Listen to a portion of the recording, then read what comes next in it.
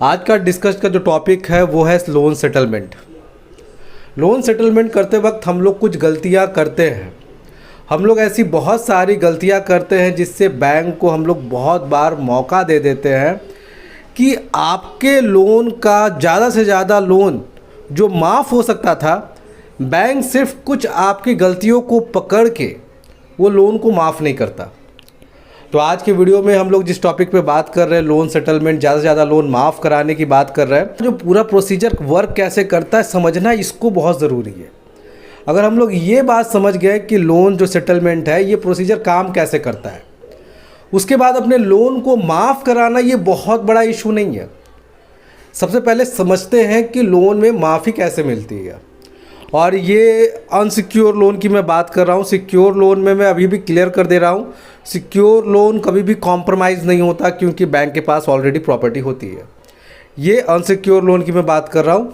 Unsecure loan में हम लोग ज़्यादा से ज़्यादा लोन पे सेटलमेंट कैसे करवाएंगे, ज़्यादा से ज़्यादा लोन को माफ़ कैसे करवाएंगे, आज का मेन प्रायोरिटी और मेन वीडियो का टॉपिक भी यही है।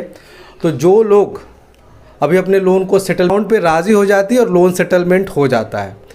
अगर बहुत बार डिस्प्यूट चला तो ये चीज़ लोक अदालत में जाके सेटलमेंट होता है। लोक अदालत में भी काफ़ी ज़्यादा डिस्काउंट मिलता है और बेहतर डिस्काउंट मिलता है। मैं बोलूँगा कि लोन अगर सेटलमेंट करवाना है, अगर आप ज़्यादा कुछ नहीं जानते लोन सेटलमेंट के बारे में, क्योंकि आज की वीडियो के बाद आप जान जाओगे, फिर भी अगर नहीं जानते तो लोक अदालत सबसे अच्छा माध्यम है आपके लोन को सेटलमेंट कराने के लिए। अगर आप लोन सेटलमेंट के बारे में सोच रहे हो तो लोक अदालत का ऑप्शन सबसे बेहतर है। अब समझते हैं लोन सेटलमेंट की थोड़ी सी प्रक्रिया को समझते हैं। बैंक कैसे कैसे स्टेप लेता है, बैंक कहाँ कहाँ पे झुकता है और कैसे आप अपने मैक्सिमम अमाउंट को माफ़ करा पाओगे। सबसे पहले समझिए कि लोन सेटलमेंट का जो प्रेशर होता है सबसे ज़्यादा किस महीने पे होता होगा। ऑब्वियस सा बात है, सबसे ज़्यादा प्रेशर होता है मार्च पे।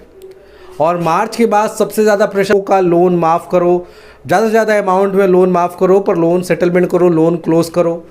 और मार्च में तो लोन क्लोज़ करने का बाढ़ लग जाता है। अगर आपने पिछला कोई भी लोन ले रखा होगा कि आपको लोन अब क्लोज़ करना है, सेटलमेंट करना है, तो मैं आपको बताऊंगा मैक्सिमम डिस्काउंट 75 to 80 जो टच करता है ना, जो लोन सेटलमेंट का पीक माना जाता है, जहाँ पे तो ये जो चीज़ होता है सबसे ज़्यादा मार्च में होता है, क्योंकि मार्च में सबसे ज़्यादा लोग को डर होता है उनके एनपीए अकाउंट का कि बैंक में कितना ज़्यादा एनपीए अकाउंट बढ़ रहा है, और दूसरा कि जल्दी से जल्दी सभी लोन को क्लोज़ करें ताकि जो उनका जो अप्रैल के मंथ में जो स्टेटमेंट शो करे उसमें एनपीए कम हो, जिसके लिए सबसे ज़रूरी है कि उनका जो लोन में जितने लोग लोन को क्लोज़ कर दो या लोन को रीस्ट्रक्चर कर दो। तो आपने अमूमन देखा होगा जो रीस्ट्रक्चर जितने बैंकिंग फैसिलिटीज़ है वो फरवरी से लेकर मार्च तक ही लोगों को मिलते हैं।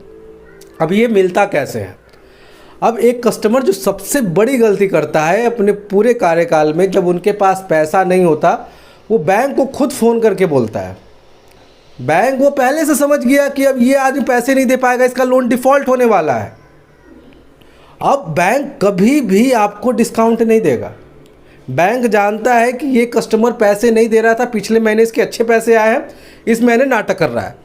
वो आप पे रिकवरी का सारा प्रेशर इतना ज़्यादा डालेगा कि आप परेशान होकर पैसे देने लगोगे और आप कंटिन्यू बैंक से बात करते रहोगे। और पहले आर्बिट्रेशन में आर्बिट्रेटर के थ्रू आपको इतना डरा देगा, इतना डरा देगा, और इसी डर का फ़ायदा उठाते उठाते बैंक आपके लोन को डिफ़ॉल्ट तो करेगा ही, और साथ ही आपको फाइनेंशियली भी सबसे ज़्यादा हैम्पर करेगा। दूसरा गलती क्या करते हैं, आप सबसे पहले अपने लोन के बारे में ही नहीं जानते। कभी भी लोन लो या डिफ़ॉल्ट कर रहे हो या कुछ भी, सबसे पहले उसकी बारीकी को समझिए। खेत की मूली है, बहुत लोगों को तो ये भी नहीं पता है। सबसे पहले समझिए 92 डेज़ के बाद आपका लोन एनपीए होता है। अब 92 डेज़ के बाद मैंने बहुत सारे लोगों को देखा है कि यहाँ पे एनपीए भी नहीं हुआ है, लोग सेटलमेंट के लिए पूछ रहे हैं, सर अब हम पैसे नहीं दे पाएंगे, कुछ सेटलमेंट हो सकता है। पहले एनपीए में तो जाने दो, एनपीए से पहले लोन सेटल नहीं होता, वो फोरक्लोजमेंट और फोरक्लोज को समझे। अब यहाँ पे बहुत सारे लोग एक और गलती करते हैं। बैंक को मान लीजिए आपका 5 लाख, 10 लाख, 20 लाख का जो भी लोन है, एग्जाम्पल के लिए 5 लाख का लोन है, सामने से आदमी बोलता है कि काम करिए सर 3 लाख रुपए हम देंगे। अब एक आदमी जो अपने ईएमआई को नहीं पे कर रहा है, अपने 3 महीने से ईएमआई को उसने नहीं दिया, और वो बैंक को बोल रहा है हम आपको, टेंशन गलत है। बैंक डिस्काउंट देगा ही क्यों? वो जान रहा है इसके पास पैसे हैं, वो आपका 3 लाख लेगा अपने लोन अकाउंट में डाल देगा, उसके बाद बोलेगा कि ठीक है सर, 1-2 साल के बाद फिर आपके पास नोटिस आना शुरू हो जाएगा।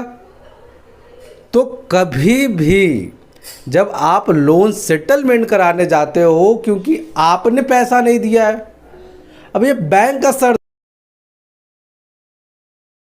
पे लीगल एक्शन नहीं करे, बैंक फिर भी ले लेगा। आप बात कर लोगे तो उसको तो और बता दोगे कि हम ही हैं, वो कस्टमर हम ही हैं जो पैसे नहीं दे रहे हैं, इधर उधर क्यों ढूंढ रहे हो, वो हम ही हैं। आपने तो उनको बता दिया, ज़्यादा मत खोजो, हम ही हैं जो पैसे आपको नहीं दे पा रहे हैं। तो कभी भी खुद से इन्फॉर्म मत करें और कभी भी सेटलमेंट के लिए बैंक को अप्रोच ना करें। ये बैंक का सर दर्द है, बैंक आपको दिया है, अब बैंक रिकवर नहीं कर पा रहा है, उसको भी आप खुद बता रहे हो। अब बैंक को रिकवर करने दो, वो सबसे पहले आर्बिट्रेशन के प्रोसेस में जाएगा, उसके बाद आपको धमकी देगा, आपने चेक दिया होगा तो 138 का केस भी रजिस्टर होता है। कभी भी इसको लेके परेशान नहीं हो, समन आए ये बेल करवा लीजिए। जब बेल हो गया, बैंक के पास इकलौता हथियार था, ब्रह्मास्त्र था कि आपके ऊपर सेक्शन 138 के